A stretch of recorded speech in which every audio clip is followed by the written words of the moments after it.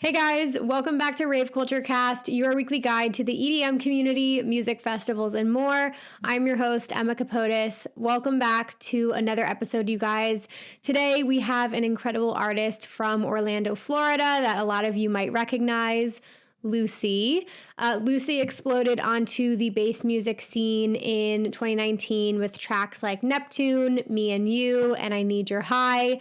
Now she is making the transition from dubstep DJ to pop act and vocalist. With a new album on the horizon this year, today Luci and I chat about her evolution as an artist and the trials and triumphs that come along with switching genres and rebuilding a brand. So we've got a lot in store for you guys. But first, a quick message from one of our partners. So some of you guys might know that Rave Culture Cast is a partner with our first cruise ship festival, Groove Cruise. I am going to be going on my first Groove Cruise, and this is the January 2024 sailing from Miami. I'm super excited to partner up with this team. We had an incredible episode together this past fall that you guys can check out. But if you guys want to join me next January 2024 for 4 days of incredible nonstop music, partying, and memorable experiences, I'm inviting you guys to join along with us. Room packages are now on sale, from interior rooms to suites to balcony rooms. There's tons of options depending on your price point. And we've got a discount code for you. So if you use code RAVECULTURECAST, all one word, you will get $50 off per person per room. So if you are in a quad room, that will be $200 off of your room. So again, use code RAVECULTURECAST, all one word, at checkout on your bookings. My crew is camping out on the 11th floor. So if you guys want to be on the same floor as me, feel free to book that floor. But as long as you book now through February 3rd, you can take advantage of their $99 down deposit if that's something you guys are interested in. So just wanted to shout out Groove Cruise. Hope to see you guys there. With all that being said, let's dive into our interview with Luci.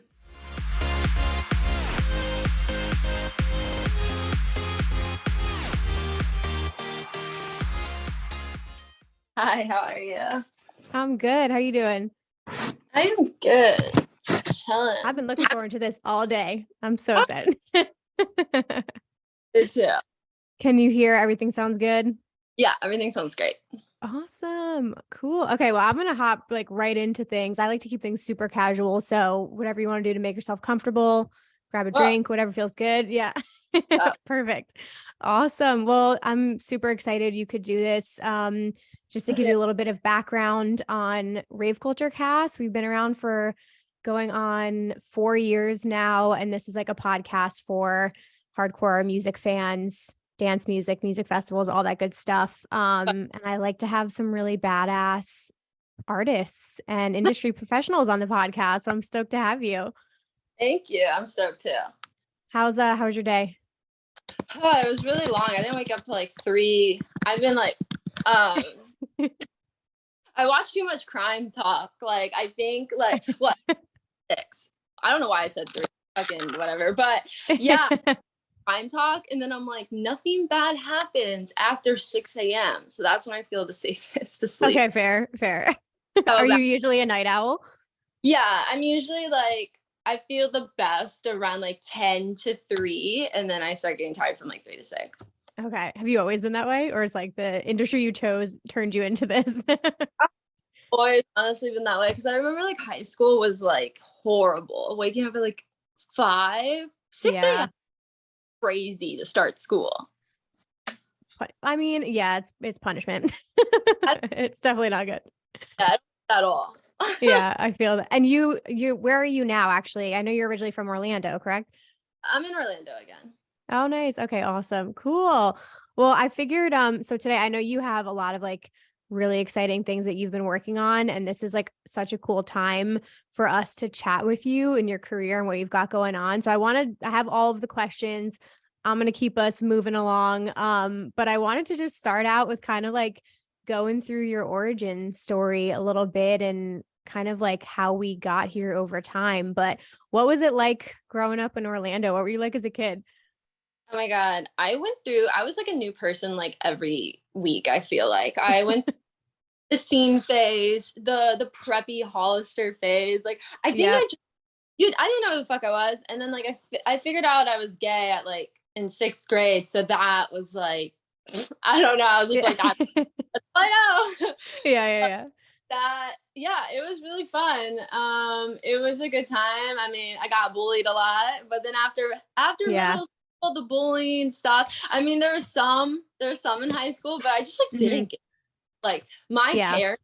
Like I was like a cheerleader. Like I played Pop Warner and stuff, which is so weird to say, but Yeah. I was a cheerleader with a girlfriend, and I was like smoking weed and shit. I was just like so fun to me. I felt like I was in Skins episode like all the Yeah. time. Oh, I fucking love Skins. That's so funny. So you were like diving right into life, just doing Yeah, everything. Yeah. not yeah, no, I started partying and stuff very young, which I don't know if I'd recommend. I think I would say I got it out of my system. Like when I was Yeah. 20, I didn't feel like I wasn't like Mm-mm. time to fucking party. Like I was like, Yeah. I gotta start doing shit. Yeah. I feel it is crazy to me. I met people in college who were like that, who like literally didn't drink until college. And I grew up in New Jersey, and our town was like a lot of kids like young. I mean, had a first drink probably in like 8th grade, but high school was like a big drinking thing in our town. So I feel like by the time same thing I got to college, I was like, yeah, we've been doing this for a minute. I'm even as fun, but like the only thing that's like great about I did have a fake ID. I think everyone did, Yeah. but the fear in my eyes because I got Yeah. rejected one time, and after that I was like so unconfident. But Yep. that's like the only thing about being older. I'm like, oh Hmm. yeah, I don't have to worry. But other than that, Yeah. not a lot of change. That's so funny. And when did you like, so you said you were kind of like trying out different like phases of yourself. When did you feel like you started to actually like feel like yourself, and you were kind of like feeling confident in who you are, and a little bit more figuring out who your identity is? Yeah, I feel like probably not until because I was in like a lot of toxic relationships. I was like with this one person for like 4 years, and it Mm. was like so toxic. So Hmm. they like didn't want me to be a DJ. So when we finally broke up, I put all my shit into Hmm. that. So probably like 21 when I started like doing the project, I started feeling more myself. But I've had Hmm. lots of identity crises from 21 to Yeah. 25. So As we all do. Yeah. That's like the 20s are an interesting phase of life. We'll just put it that way. oh, it's like the person I was. Well, 2020 was just fucking terrible, but the person Hmm. to who I am now is like such a difference, and Yeah. probably God for therapy. But yeah, Yes. Yeah. Hell yeah. Oh no, we're gonna talk about 2020 in a second. But okay, so for you, when did music come into the picture? Was DJing something you knew you wanted to do right off the bat, or when did that kind of all come about? I would say like I knew I could sing from like an early age, but I just never thought I was like good enough. Like Hmm. I really didn't, and yeah, that like kind of shaped it. I was just like, oh, I'm not gonna be a singer. Like, there's so many better other ones, Yeah. and songs and like played guitar and stuff, and I really liked it. But when I went to EDC when I was like 17, and I Hmm. saw people perform there, and I just like was like, fuck, like I want to do that. Like that would be sick. And then I just talked about it. I remember like on my Instagram it said like upcoming DJ. Like, Yeah. oh Manifesting it. Yeah. yeah, people would like make fun of me. I remember there was this one girl DJ, and she would make fun of me all the time for it. She'd be like, Oh "You're never fuck. DJ." Yeah. Uh, that's so it's just so funny. And then yeah, it took me like 2 years to actually start fucking doing something because I was just Hmm. drinking and like partying, and I Yeah. just yeah, it takes a lot more effort than people would think. Like to Oh my God. yeah. I can't even. I just got my first controller for Christmas, and I started last night, and it was humbling to say the least. I was like, oh wow, I thought I'd be a lot better at this than I was. And yeah, we got a lot of work to do. I'll say that. Oh my god, yeah, you're gonna suck. I remember when I got my she's my ex-girlfriend now, but Yeah. my girl at the time was DJing better than me, and it pissed me off. I was like, no, like So yeah, but DJing, I feel like you can get in probably like 3 weeks to a month. Like if you're consistent, producing music is constantly learning. So Right. it's just, yeah, it's a lot. Like I hated producing music for like the first 2.5 years, honestly, Wow. like homework. It was Yeah. because I was like, you don't know anything. Like DJing, I got, and then you feel confident. But when it's something uncomfortable, you're like, Right. fucking sucks. I just want to Yeah. be, you know? Oh, that's what it was. It took me, what is it, like been like 3 weeks since I got it. And I had people DMing me like, did you start? Did you start? And I was like, honestly, it's just the intimidation factor of me not knowing what I'm doing that's keeping me from even beginning. But you just got to get over that hurdle and like start. Yeah, I didn't touch my deck for probably like 8 months. Yeah. I like just would look at it and be pissed. Like Yeah. Serato mixer, which like this guy at Guitar Center like conned me into buying. Oh, geez. I would, if you want to be a DJ, I would recommend getting something that's record box because everything is like CDJs. Right. But I hated it. And then everywhere I went, no one had a Serato mixer. So I was like, I have this fucking thing. Shit. And it was, yeah, it's hard to just start. Like you have to get like almost like embarrassing, humbling, like feeling of like, I don't know what the fuck I'm doing, honestly. And when you started, did you envision, like, were you somebody who was like, I want to do this because I'm really excited about performing live? Or were you thinking to yourself, like, I do want to get to the point where I'm like producing music? Like, or was it both that you were interested in? At first, I would definitely say it was more like performing live. Like I've always just like had that like wanting to like, I don't know, like touch people's hearts. That sounds so lame, but I just want to make people feel good. And at the I really didn't like producing was so hard. Every trash. Yeah. I'm gonna become a really good fucking DJ. Yeah. And then yeah, that's gonna happen. But Yeah. now, or I prefer producing over touring, but I do think it's because I haven't toured with an album that's out yet. Like singing Okay. one knows is really fucked me up last year. Like Right.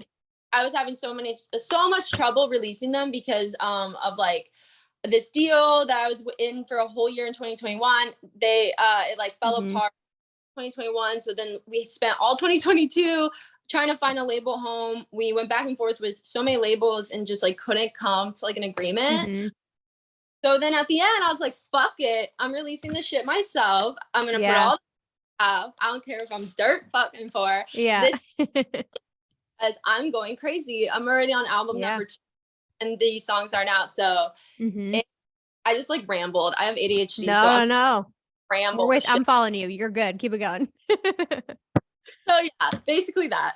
Well, and because I was gonna say, so when you were first like putting out music, it was obviously more in the bass music scene. Like I know you had releases on Wakan. So did you envision that when you were starting? Like, was bass music something you were like, this is what I want to go for initially, and then it eventually transformed from there? Yeah, I loved bass music. I was like a very frequent, like regular at bass shows. And that's how I started opening because like I knew all the like, and that's a huge thing. Like people don't the network. You can have the best music in the world, but like you fucking need a network. And like it's shitty because a lot of us, like I have social anxiety. I used to not though. When I was 21 or 20, I was like, what's up? Like now I'm like, oh, like so getting older kind of sucks. Oh shit, my phone. But yeah. So question. What was the question? I fucking. So you were playing bass music shows opening in Orlando. Yes. Yeah. Yeah, and I just fucking loved it. And I loved going to bass shows. I was gonna say, like, I went to this one show, he's canceled now, so yeah. He who shall not be named. Yeah. It's just like fucking the way you feel free in those moments. That's why I fucking love headbanging and just like being there in the moment. And like it's almost like a therapy. So I think it's fucking cool, and I loved it when I was here. I still love it. I just my music more than headbanging now. Yeah, I feel that. When you were kind of doing your thing in like 2018, 2020, were there any do you remember any moments like being in the crowd at any bass shows that like were really fire, or like any good like festival moments for you just as a fan, like in the crowd? Oh my God, yeah. Liquid Stranger, he played at this show at this venue called the Abbey here. And I remember I was like talking to Lucid and I was like, this is like Wakan was like ever wanted. Yeah. And, like that was like my holy grail. And I just talked to them. They're so sweet. Liquid, of course, fucking killed it. Lucid killed it. And then Okeechobee, I saw Flume, and I was just like, I was also on drugs, but I was also just beautiful. Like it's so different, a little bit more heavy, and then like Flume is obviously, you know, more melodic, beautiful, and I was just like, fuck, I love both of them. But I ultimately went in the Wakan route because I was just surrounded by weird bass music. Like it was bass artists coming in Orlando like every week. I loved the music, and you know, it's just like kind of where my home was. And then I met Liquid Stranger's managers, and then they signed me, and then that's how that happened, and it was amazing. Yeah, it's been a journey. Wait, I'm so glad you mentioned Okeechobee because I'm going for the first time this year. I'm so fucking excited. It is because I'm typically like, I'm a big house head and I love a lot of techno, but I'm excited. I love it all. Anything live is amazing to me, but I'm excited because it is pretty like bass heavy. So I'm going to get to see like a lot of stuff I wouldn't normally experiment with. So I'm down for it all. Some drum and bass, throw it in there. Yeah. Okeechobee is like, if anyone's watching this and they're like, fuck, I don't know if I like should go to this festival, favorite artist on it. First year Okeechobee ever happened, Mac Miller was on it, and I had all the plans to go, and then I got this new job at like this fucking bar that I didn't give a fuck about. Well, oh my God, money. And I regret that to this day because I literally left that job like a week after. So no.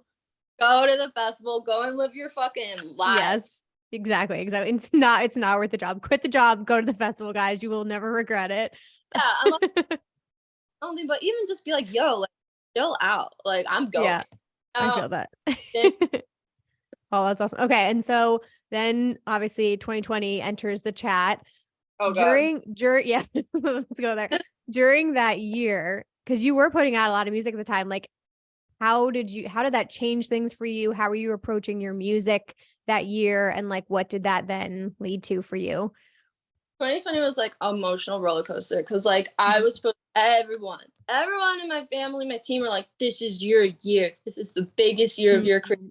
Yeah. And all shit. And then obviously like, I'm not gonna be like, wham me, like so many people had it so much harder and like COVID absolutely terrible in every way.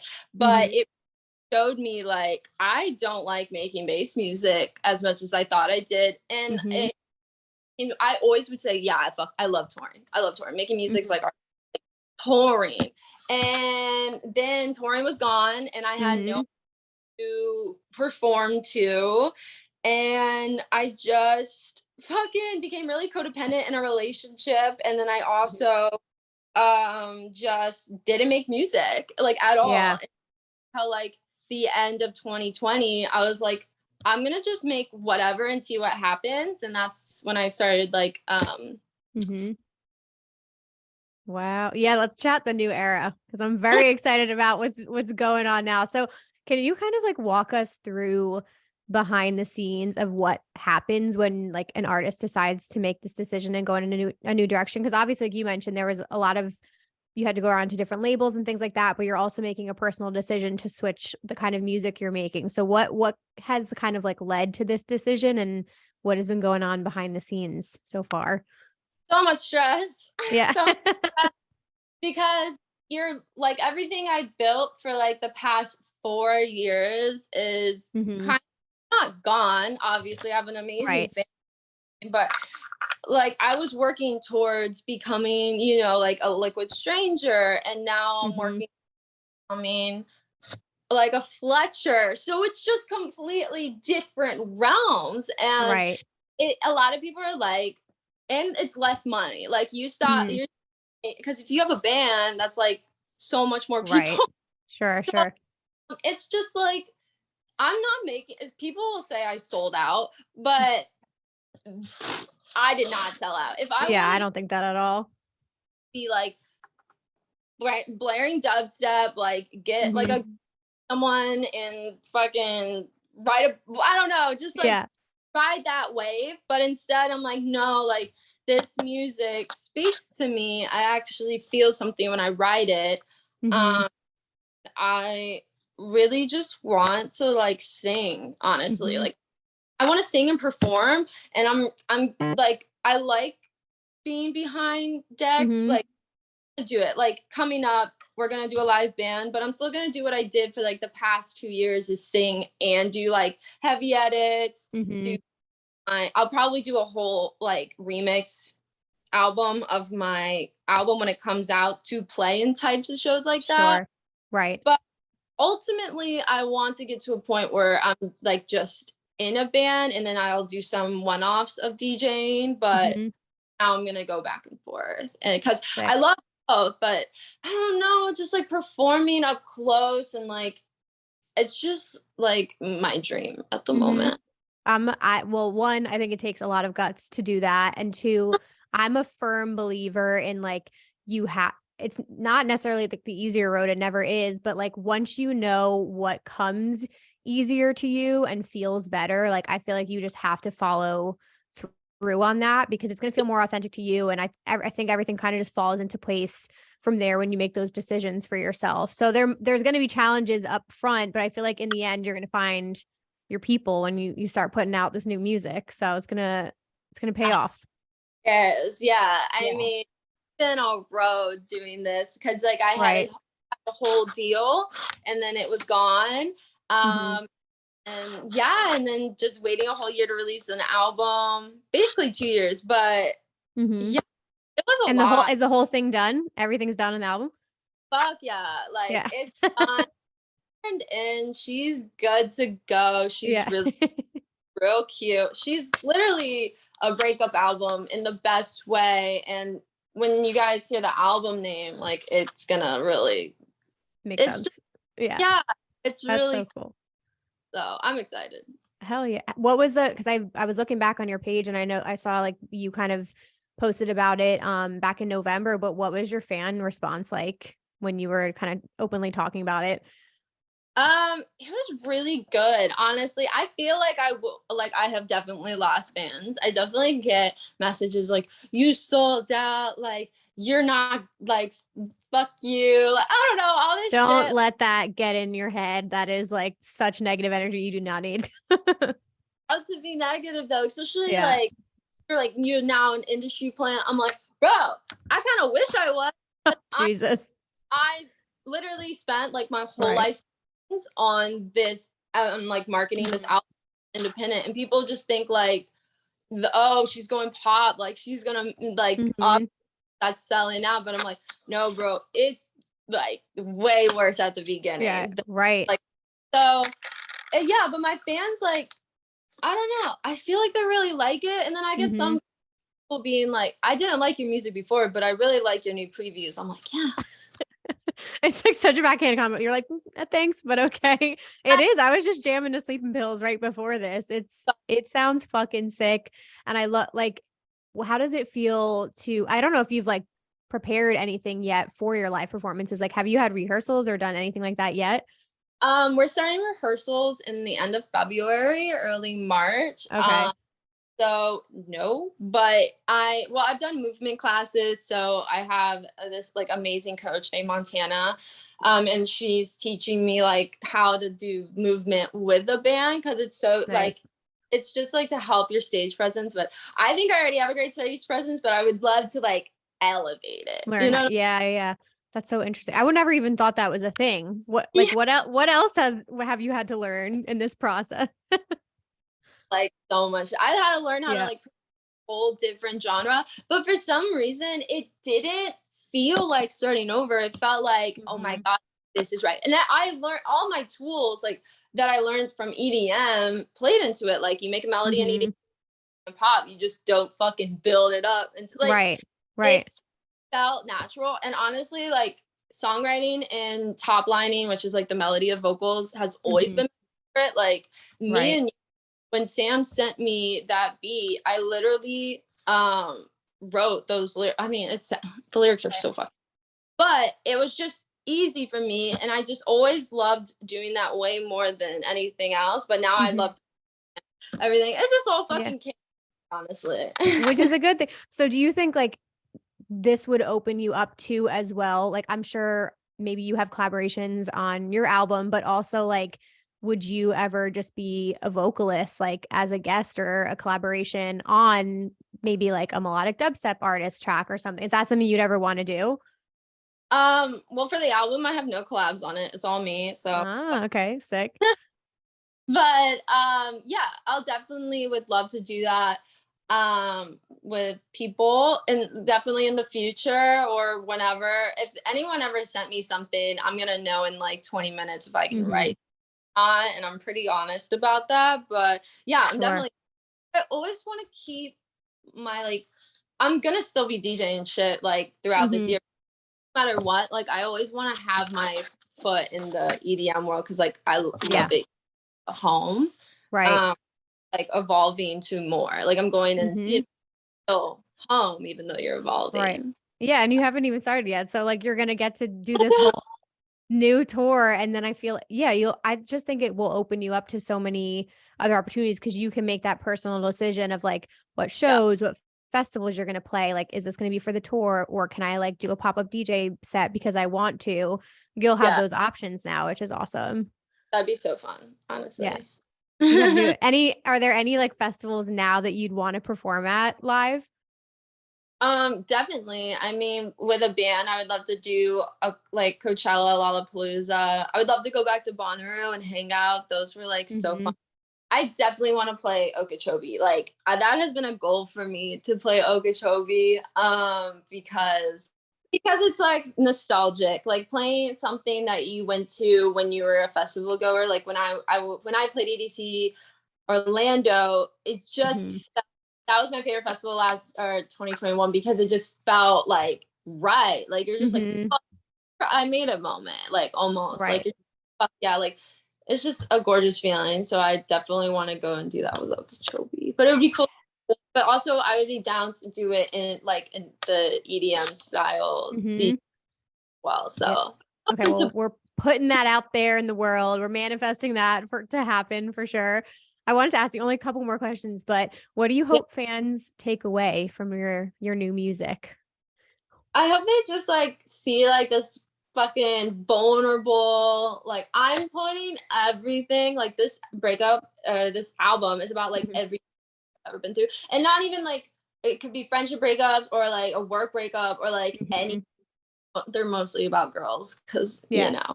But like poured my heart and soul into this, and I think like they're gonna see like a whole different vulnerable, like mature side of it. And yeah, so I'm stoked. I'm excited too. Well, because the next single coming out, right? It actually came out by the time people hear this is Narcissist. What can people expect with that track? I feel like all my fans, like the EDM side that doesn't love the pop side, is gonna like it. Does have that bassy feel. Like it's like, you know, Billie Eilish, like Phineas, like you should see me in a crown. Like that kind of vibe is in this song. And I'm like, I still have my electronic elements in songs. There are songs like Narcissist, like a little bit more EDM influence, and there's songs like Girlfriend, which is like extremely pop. So yeah, and Sleeping Pills was like the crossover. So I just like it's gonna be more received over wide, but I think it's just an empowerment song. Like every song I've ever heard of this has been so sad, and they're gorgeous. I mean, like so pretty. I love sad songs, but this Narcissist really made me upset, and I'm gonna make a song that you like. You're a narcissist, says my therapist. Right. Well, and when it comes to like the vision, because you have really sick like personal style, like your Instagram is fire, but when it comes to your visuals and everything, like how much does that play into everything? How much of a say do you have in that? is that something you're super passionate about as well, as much as the music? Yeah, I actually have a creative director who does my visuals. Her name's Molly, and she's fucking amazing. She has such an influence on the project. She makes all the visuals, but she also has like, she helps me with everything, like to outfit. She like found my movement coach, you know, like Mm-hmm. huge part of the team. And I think she just like, me and her when we met, we like understood the vision like almost Mm-hmm. immediately, and we just clicked. We have like the same wavelength, like twin flame vibes. So Mm-hmm. like, I don't know, it just feels, she always gets it. Like she did the narcissist visuals, which I've been like Mm-hmm. they're just sick.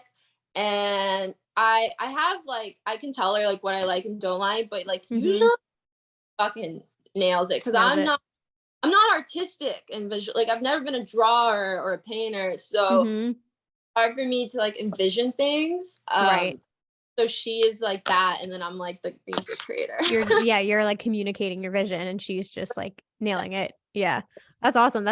It sounds like you have a good team with you, like in place with you at this point in your career to kind of like come into this new era of yourself. And I was wondering if you could go back now and give yourself advice at the beginning of your career, what would you tell yourself? Oh my god, I have no idea. I Because like my advice would be like fuck what anyone else thinks, but I did Mhm. that. So I just Right. would say like be careful on like who you can trust like in the industry, because like, Mm. and that's like no shade to anyone. Yeah. Like there's just some like sketchy people that can Mhm. make like, or they'll just talk shit about you. Just like don't like be Mhm. trusting. I'm an oversharer. Like I Yeah. overshare because I have ADHD and I don't treat it anymore because my Mhm. thinking didn't make me feel good. Yeah. So I have untreated, and I know that I'm an overshare. It's a thing for the ADHD, and I'm like, I would just tell myself to just shut up. Yeah, So, no, it's a really good point though, because if anybody wants to get into this industry, like I feel you on that. I would say like not necessarily naive, but I'm also a very like trusting and empathetic person, and like you yeah, can get walked all over. And I always went with my intuition, and when people didn't make me feel comfortable, or I knew like maybe this isn't the best vibe, I kind of just, I hate to say that, but like I just went off of how somebody made me feel or like the energy they were giving off of, and tried to surround myself with people who were like really, really supportive or yeah, yeah, that's like good. caring. Trust your intuition and like literally just have like almost a tunnel vision to everybody except your fucking goals. Like you Hmm. know, don't get caught up in like the he said she said bullshit, or like what people are saying about you, or what, or like if someone fucks you over, like Hmm. don't like blast it online. Yeah. Just fuck, I Keep guess. keep doing Like your thing. yeah, just don't let people get to you as much, because like it's fucking hard out here. So many Hmm. things. No, I no, it is. And I think that like obviously the social media part plays like a huge role in it. Cause I mean, not that I did dumb shit in my 20s, but like I'm 32 now. So you won't ever see me like writing things on social media because I'm just not in that place in my life where I would like ever even feed into negativity. But when you're like 21 or 22, like sometimes you just fire back and you say things, you can't take them back anymore. So I feel like for new people coming in, like just steer clear of the drama, like you said, and focus on yourself and what you're here to do, and don't let anybody knock you off course of that. I'm kind of being a hypochondriac, no, not hypochondriac. I'm kind of being a hypocrite because sometimes people do comment things on my stuff, and I will reply, but it's Fair enough. like someone was like, "Why do you only write songs about your exes?" And I was like, "How do you know these are about exes?" Like Yeah. it's like Clapbacks. yeah, like something just sometimes I'll Yeah, just yeah, yeah. but it's never like fuck you. Right. Like just if you want to respond, make it cute and witty, and just like Hmm. oh, I don't know. Oh, we all snap sometimes.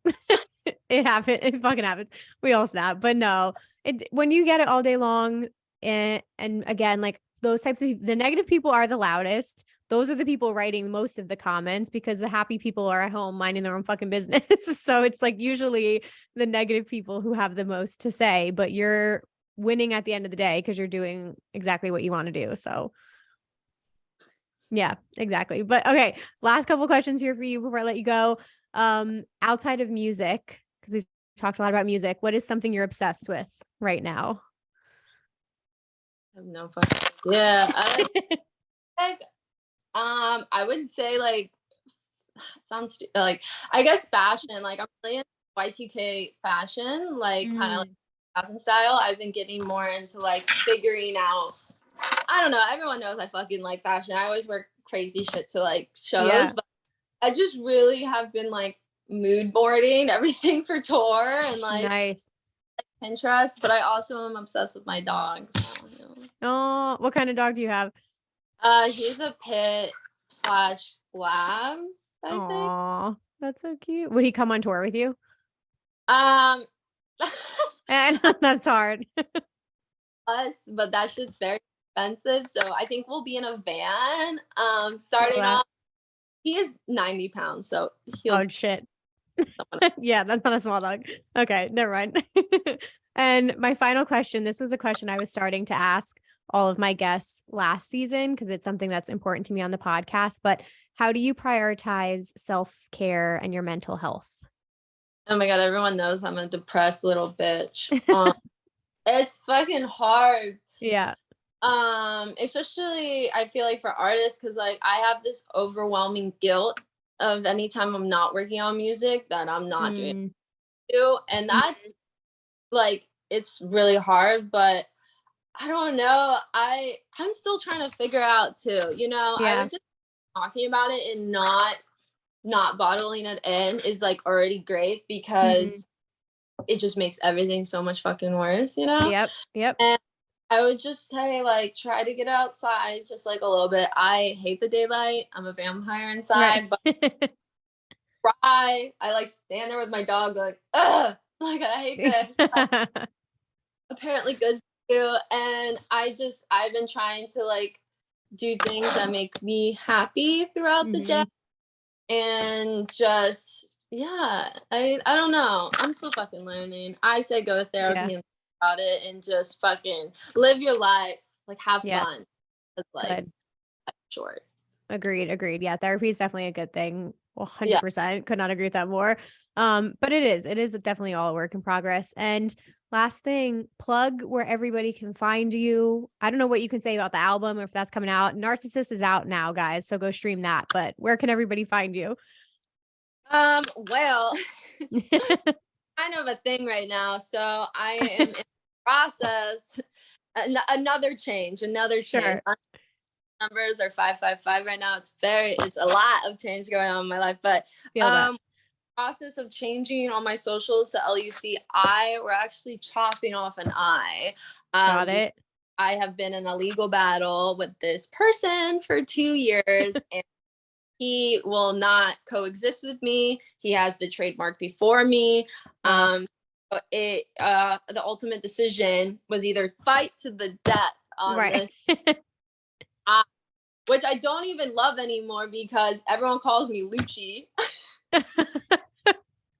Okay, eyes gotta go. Yeah.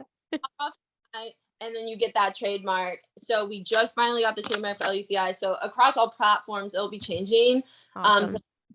But right now it's Luci with 2 eyes, the alien. But the only platform that has changed right now is Spotify. It's like they're all different platforms. So you're just waiting on We'll link it all. Yeah. I mean, for now, by the time this comes out, it's LUCII, the alien. And the alien's going to be gone soon. And I know everyone's going to be about that, but it's time. It's the new era. Yeah, it's the new era time. I got to the new era is just like so not that. I love the alien. Yeah. Just like leave her in that last chapter and then continue. But I always love her and I like love everything about that. But also people call me the alien too. And I'm like, it's just Luci. Right.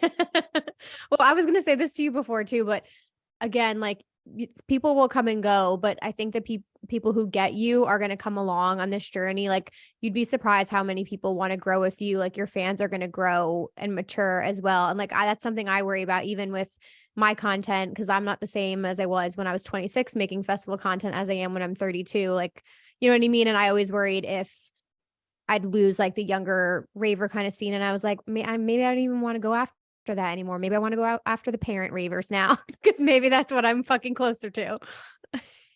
Don't even, but